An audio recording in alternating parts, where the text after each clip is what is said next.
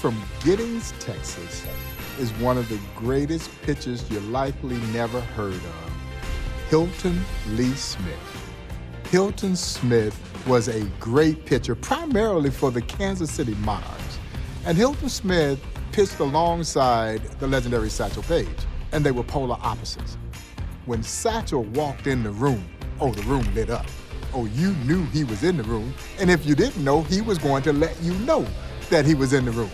Hilton Smith was the exact opposite, very quiet, very workmanlike, unassuming, but just as lethal, possessing what many believe to be the greatest curveball this sport has ever seen. Hilton Smith was indeed the truth.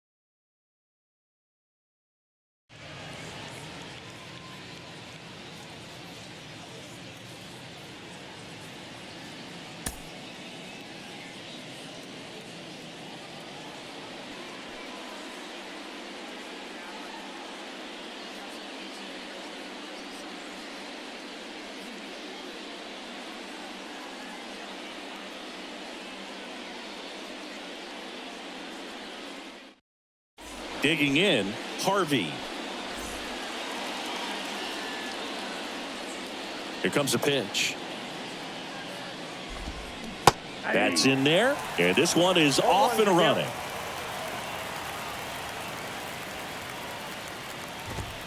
Oh, and 2 as he waves at that one. Smith wheels and deals. And there's a ball.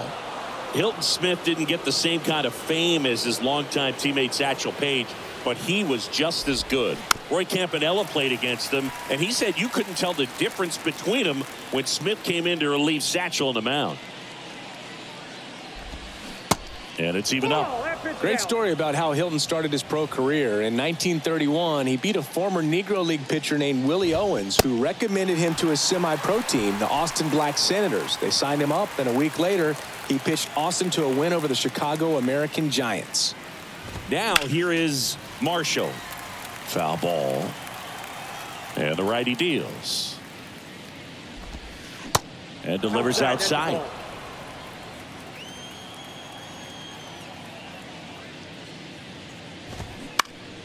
And a foul ball.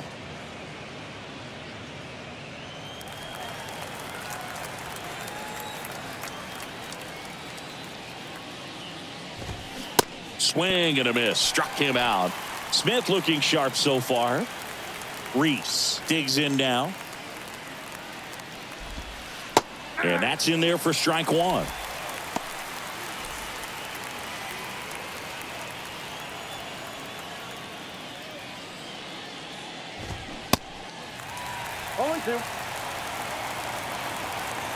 The 0-2 from Hilton.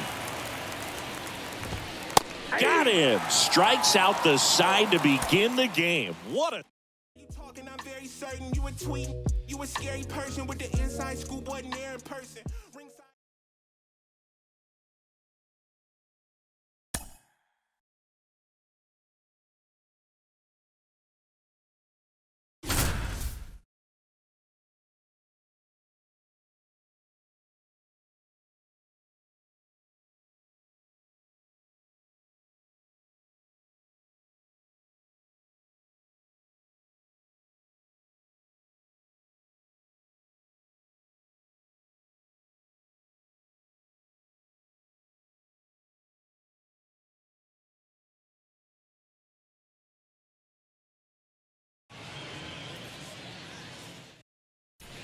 Back now at Muehlebach Field. We're at the top of the 8th. And the batter now, Murray.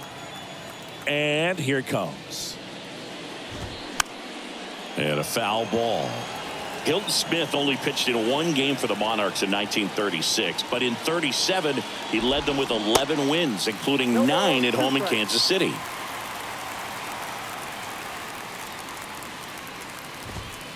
Next pitch misses. 1-2 the count.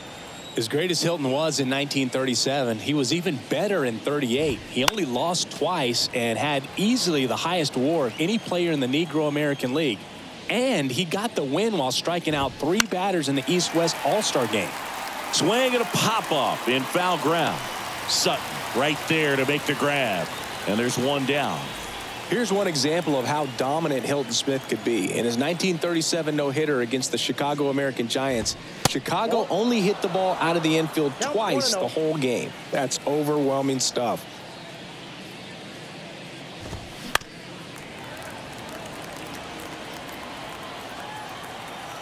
Smith comes to the plate. That misses. Now 2 balls and a strike. 2-1. 2-1 pitch is in there, and the count is even. Smith wheels and deals. Struck him out without a swing. Couldn't pull the trigger on the fastball at the knees. At the plate, Hayes. And that is in for a strike. And it's 0-1.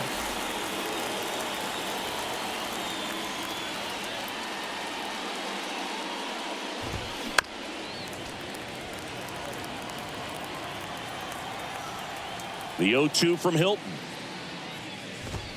Swing and a miss. Struck him out. Chased the fastball up the ladder for strike 3. Back here at the ballpark, we go to the 9th. Now here is Smith. Next pitch downstairs. 1-0.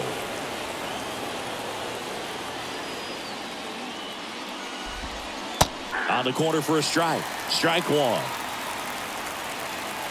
The 1-1. They say a win. 1 ball, 2 strikes.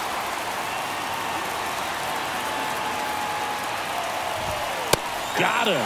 Smith just 2 outs from locking up the win. Glass getting ready to hit.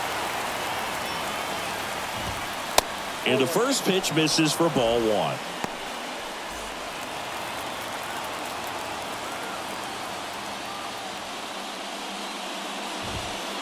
Next offering is in for a strike. 1 ball, 1 strike.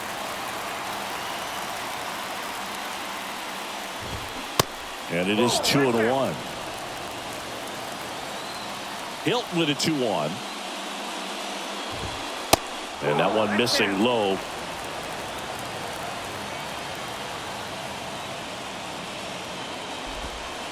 And now a full count.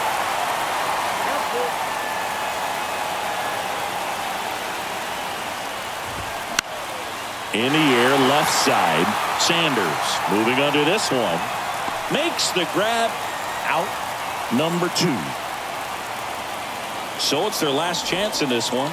And here's the first baseman, Bates. In the air, center field. Ball game. Hilton Smith slams the door.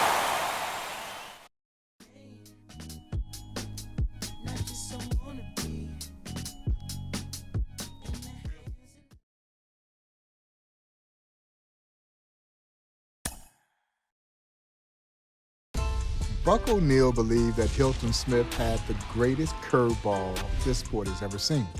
The legendary Monty Irvin would go on to say that it was the greatest curveball that he had the displeasure of ever trying to hit.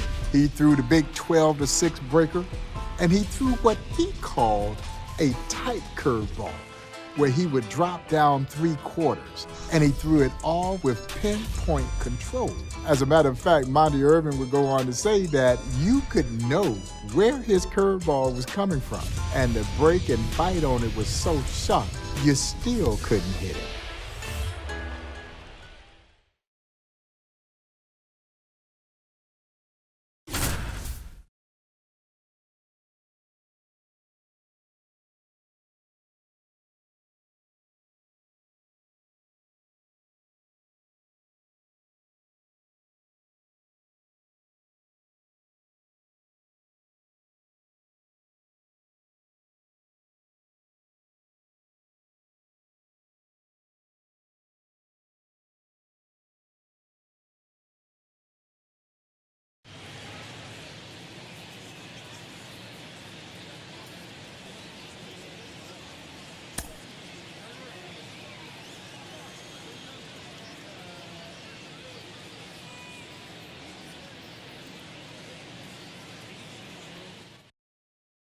All right, ready to go here.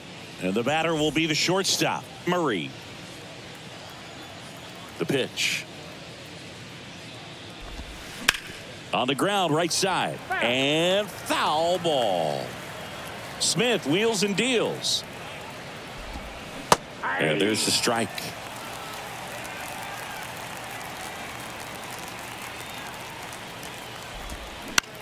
That one the other way. That's a base hit. Off to a good start with a leadoff knock. Good two-strike hitting right there, Boog. A bit of a lost start for some, so that was nicely done to beat the odds. Just a cookie down the middle. I mean, those are the ones you dream about. Ones in the cage, you're just hoping you get in the ball game. Right down the middle, not a whole lot of velocity, right on top of it. Pitch is in there. That's strike two. That breaking stuff from Hilton Smith is just so tough to hit. Sammy Hughes was a star in the Negro Leagues, and he said he'd rather face Satchel than Smith because of how sharp Hilton's breaking stuff was. Got him. Hilton Smith goes to the hammer curve for the K. And now Hayes. First pitch just misses. All right, Siggy, who had the best breaking stuff of anyone you had to face in your career? I'd say Pedro Martinez's slider was pretty devastating. Lifted in the air, right field. Hauls it in, and there's two away.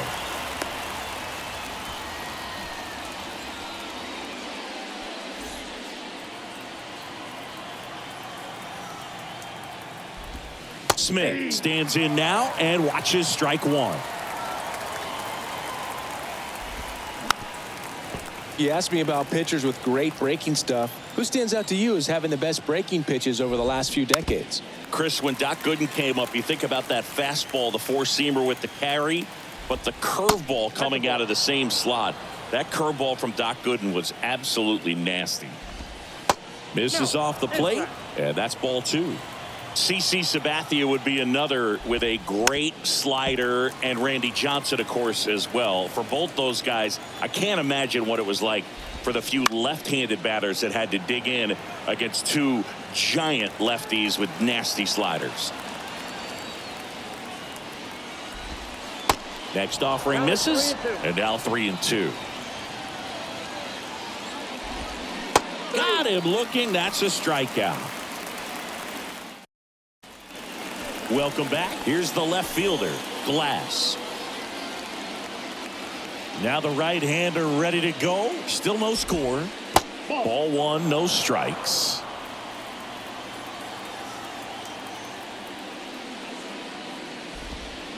There's a strike. 1-1.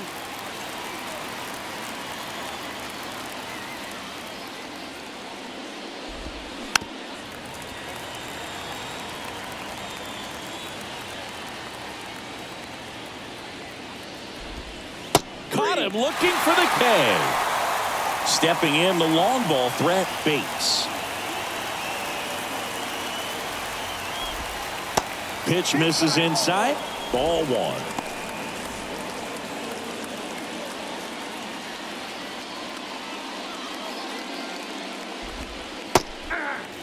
No score here in the second.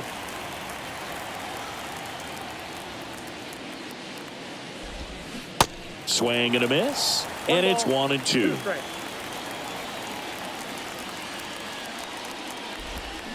Hilton gets a whiff on the slurve.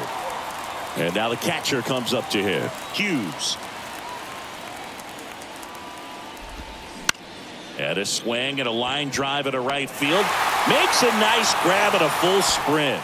And that... when you pretend to be competing, 'cause I just put your mind on pause and I complete when you compare my rhyme with yours.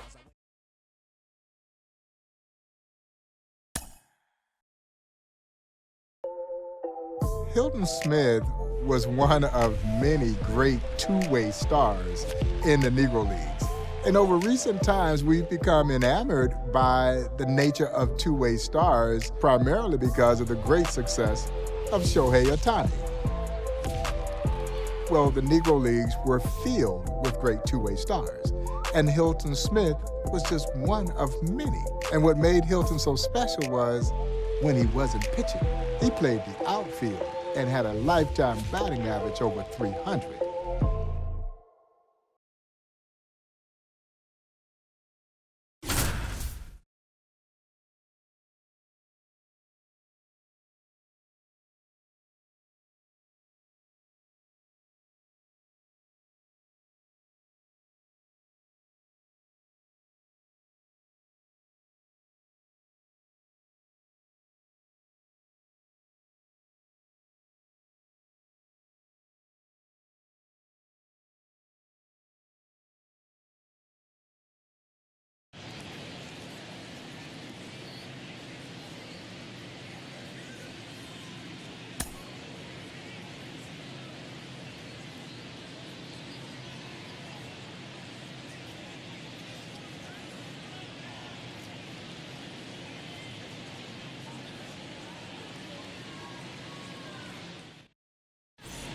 Monarchs ace Hilton Smith digging in now.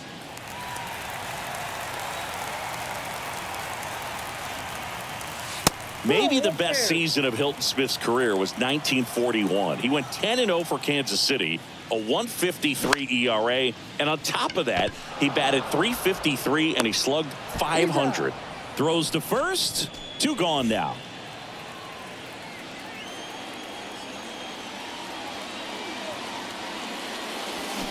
And first offering is fouled off. You know, 1941 is a notable baseball year because it's the year Joe DiMaggio had his 56-game hitting streak. Ted Williams hit .406 and won the Triple Crown, but you can make a real argument that Hilton Smith had a better all-around season than either of them.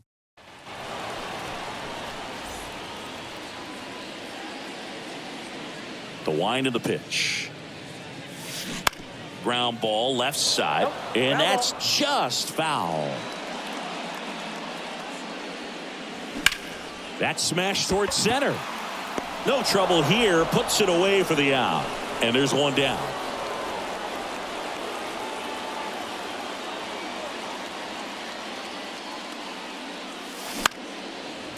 Line drive, base hit right field. Runner from third comes across, and they're on the board, but lots of ground to make up. Picks himself up an RBI. Nice job of driving that pitch the other way on a line.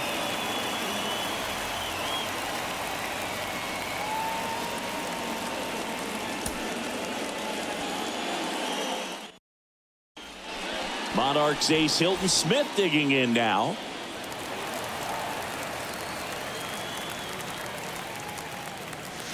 Maybe the best season of Hilton Smith's career was 1941. He went 10-0 for Kansas City, a 1.53 ERA, and on top of that, he batted .353 and he slugged .500.